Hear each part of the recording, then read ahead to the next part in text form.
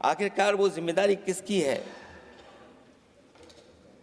और फिर सरकार को ये जरूर बताना चाहिए कि सरकार क्या क्या कदम उठा रही है कि भविष्य में ऐसी घटना ना हो, क्योंकि पहलगांव से पहले पुलवामा भी हुई और पुलवामा में भी यही बात रखी गई थी कि इंटेलिजेंस फेलियर है।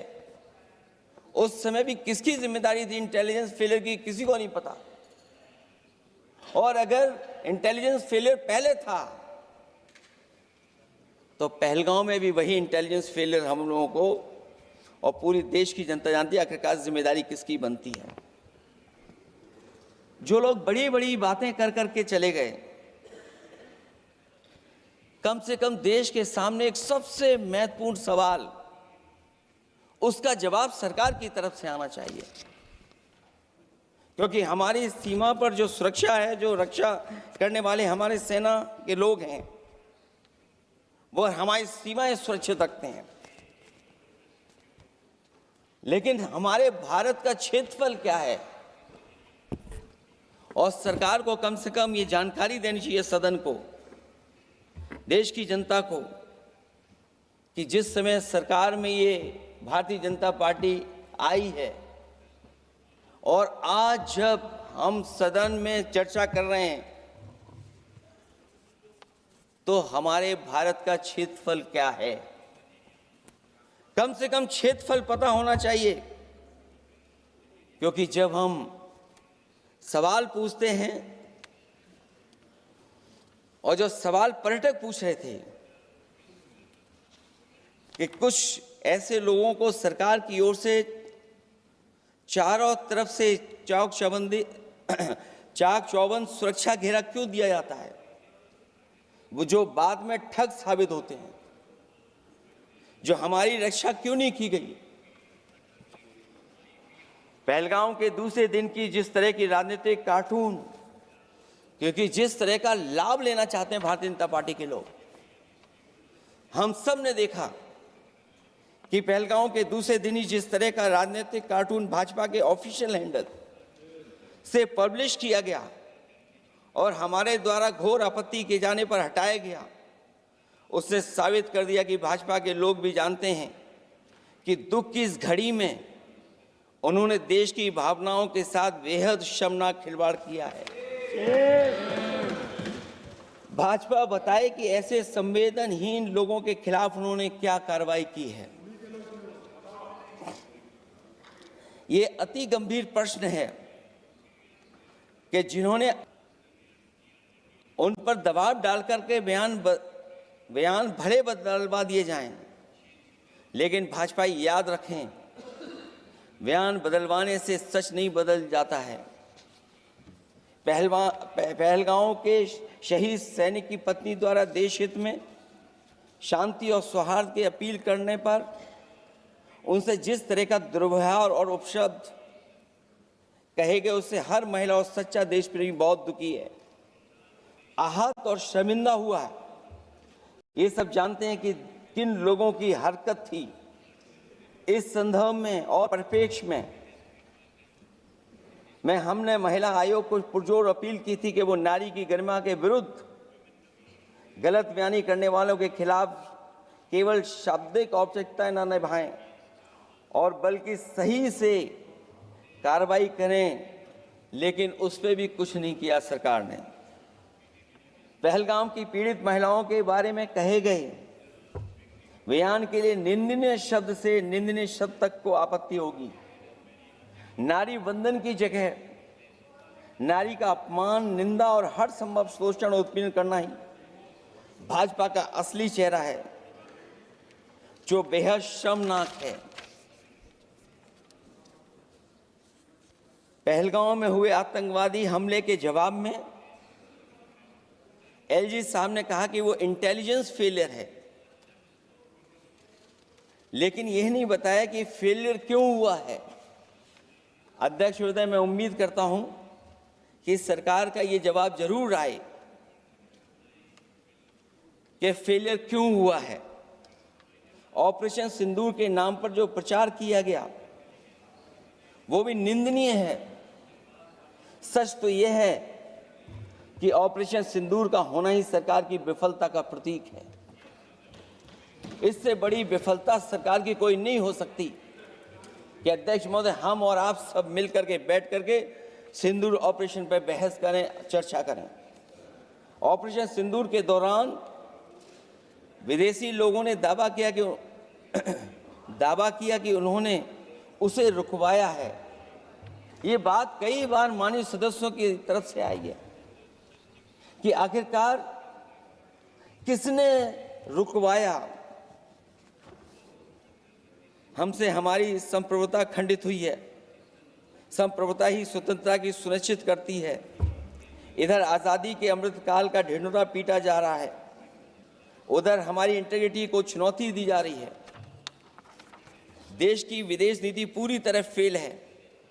ऑपरेशन सिंदूर और पहलगांव की घटना पर दुनिया के किसी भी देश ने हमारा साथ नहीं दिया। ये हमारी विदेश नीति का संकट काल है। हमारे पड़ोसी देश या तो अतिक्रमण कर रहे हैं या हमारे साथ नहीं खड़े हैं। और अध्यक्ष महोदय, जो हमारे मंत्री जी हैं, जिनका क्षेत्र बिल्कुल सीमा पर है, उनसे बेहतर कोई नहीं जानता होगा कि आखिरकार पड़ोसी देश कितना हमारी सीमाओं पर अतिक्रमण कर रहा है। गंभीर नहीं है। समाजवादियों ने हमेशा देश की सरकारों को चिताया है कि असली चुनौती और प्रतिद्वंद्विता किस देश से है, कौन पूर्वोत्तर की सीमाओं में इंक्रोचमेंट कर रहा है। सरकार को ऐसे मामलों में साहस और समझदारी से काम लेना होगा। सीमाओं से समझौता नहीं करना चाहिए। आज सरहदों के साथ देश के कारोबार को भी चुनौती मिल रही है। सरकार को आगे बढ़कर के उसका समाधान करना है, 2 कदम पीछे करने नहीं है। अध्यक्ष महोदय, जो हम लोगों को सुनने में मिलता है, ये सरकार जवाब दे कि आखिरकार जो पाकिस्तान है उसके पीछे कौन सा देश खड़ा है। आखिरकार हमें चीन से उतना ही खतरा है जितना हमारे देश में आतंकवाद से खतरा है। सरकार की जो नीतियां हैं, सरकार के जो फैसले हैं, वो कहीं न कहीं ऐसे हैं जो हमारा सीमाओं का अतिक्रमण कर रहा है, उसी की व्यापारिक गतिविधियों में मदद करने का काम करते हैं। सरकार को अपनी आर्थिक नीतियों के लिए गंभीरता से पुनर्विचार करना होगा। हमारा व्यापार कारोबार मजबूत होगा तो कोई हमें चुनौती नहीं दे पाएगा। बात केवल $1 ट्रिलियन की नहीं, बल्कि देश की सुरक्षा और आत्मनिर्भरता की होनी चाहिए। एक तरफ स्वदेशी की नीति को इस प्रकार सरकार ने ताक पर फ्री ट्रेड की बात की है, तो दूसरी तरफ मैन्युफैक्चरिंग की जगह देश को ट्रेडर कंट्री बनाकर छोड़ दिया है। यही देश के बेरोजगारी की वजह भी है। ट्रेडर्स की मुनाफाखोरी और चंदा वसूली की वजह से महंगाई बढ़ रही है। आर्थिक मामलों में ये सरकार पूरी तरह फेल हो चुकी है। भ्रष्टाचार के कारण हर जगह सड़कें और पुल ध्वस्त हो रहे हैं, टंकियां गिर रही हैं और करप्शन जगह जगह लीक होकर के टपक रहा है। मैं ये ज़रूर कहना चाहूँगा इस समय पर कि कुल मिलाकर सरकार को अपनी राजनीतिक, आर्थिक और सामाजिक नीतियों के लिए एफआईआर जरूर करना चाहिए। सरकार को अपनी राजनीतिक, आर्थिक और सामाजिक नीतियों के लिए एफआईआर लाने की ज़रूरत है। वो हर बार ये कहकर नहीं बच सकती कि चूक हुई है, क्योंकि हर बार सरकार ये कोशिश करती है कि इन घटनाओं से बच जाएं हम, केवल चूक कहकर करके। केवल हमारी सीमाएं जो पाकिस्तान से जुड़ी हैं, वहाँ तो आतंकवाद का हमेशा खतरा ही रहता है, लेकिन जो दूसरी सीमाएं हमारे देश की जुड़ी हुई हैं, उनसे भी हमारे देश को लगातार खतरा बढ़ता चला जा रहा है। आज अपनी सीमा की स्थिति गलवान से पहले की स्थिति तक भी नहीं लौटी है। जो पहले स्थिति थी वहां ये सरकार नहीं पहुंच पाई है। वास्तविक में नियंत्रण रेखा के कई क्षेत्रों में महत्वपूर्ण बफर जोन जब भारतीय गश्ती के लिए उपलब्ध नहीं है तो पूर्वी लद्दाख में अतिरिक्त भारतीय तैनाती जारी है, जिससे सेना को सैनिकों की भारी कमी का सामना करना पड़ रहा है। हमें उम्मीद है कि जब इतने महत्वपूर्ण समय पर बहस हो रही है तो सरकार अपनी अग्निवीर वाली योजना को वापस लेने का काम करेगी, जिससे कम से कम सेना की कमी, हमें सेना को पूरी की पूरी सेना मिल सके। जनवरी में अपनी वार्षिक प्रेस वार्ता में जब सेना प्रमुख ने से ये पूछा गया तो उन्होंने जवाब डालते हुए कहा कि गश्ती से जुड़े फैसले अब स्थानीय कमांडरों पर छोड़ दिए गए हैं। जैसे भारत की सीमाओं की पवित्रता अब राजनीतिक नेतृत्व का नहीं बल्कि स्थानीय सेवा अधिकारियों का मामला रह गया है। इस पे भी सरकार को बहुत गंभीरता से सोचना पड़ेगा कि जहां लगातार हमारी सीमाओं का एनक्रोचमेंट हो रहा है। चीन ने भारतीय वाहन निर्माताओं के लिए आवश्यक दुर्लभ खनिजों की आपूर्ति रोक दी है।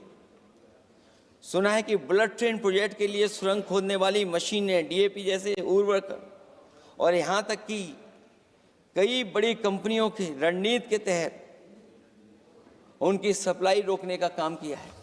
जहां हम एक तरफ आत्मनिर्भर का नारा दे रहे हैं, वहीं हम किस पर निर्भर होते चले जा रहे हैं, ये भी विचार करने का सवाल है। सुनने में आ रहा है कि कुछ महीनों के बाद सरकार बीजिंग में मंत्री अधिकारी सब मिलकर के कोई बहुत बड़ी मीटिंग होने जा रही है। कहीं ऐसा तो नहीं है जो कूटनीतिक भागदौड़ चल रही है, कहीं कोई हमारी कमजोरी तो नहीं उजागर कर रही है। इसलिए जहां हमें पाकिस्तान से खतरा है, उसकी सीमाओं से हमारा आतंकवाद आ रहा है, वहीं जो उसके पीछे खड़ा हुआ देश चीन, उससे भी हमें सावधान रहना पड़ेगा। और अध्यक्ष महोदय, हम सब समाजवादियों ने कई मौकों पर ये बात रखी और कही कि हमारा खतरा पाकिस्तान से नहीं है, हमारा खतरा है चीन से। न केवल वो हमारी जमीन छीन रहा है समय समय पर, बल्कि हमारे बाजार को भी छीनने का काम कर रहा है। इस सरकार को कहीं न कहीं आतंकवाद को और पाकिस्तान को लगाम लगाने के लिए 10 या 15 साल का ऐसा फैसला लेना चाहिए जिससे कि वहां से हमारा कारोबार कम होता चला जाए। और अगर हमारा देश महोदय कारोबार कम नहीं होगा तो हम अपने देश को आत्मनिर्भर भी नहीं बना पाएंगे। ये जो आत्मनिर्भर का नारा है, कहीं ऐसा तो नहीं है नारा कुछ व्यापारियों को लाभ पहुंचाने के लिए हो रहा हो। क्या व्यापार और राजनीति का संबंध ऐसा हो सकता है कि दोनों एक दूसरे का लाभ उठाएं? और याद रखें कि अगर हमें पाकिस्तान से खतरा है तो चीन राक्षस है, वो हमारी जमीन और हमारी बाजार दोनों छीन लेगा। मैं अंत में अपनी बात खत्म करने से पहले मैं कुछ सुझाव देना चाहता हूं। और मुझे याद है जब पिछली बार चीन से सवाल खड़ा हुआ था, ये सरकार पता नहीं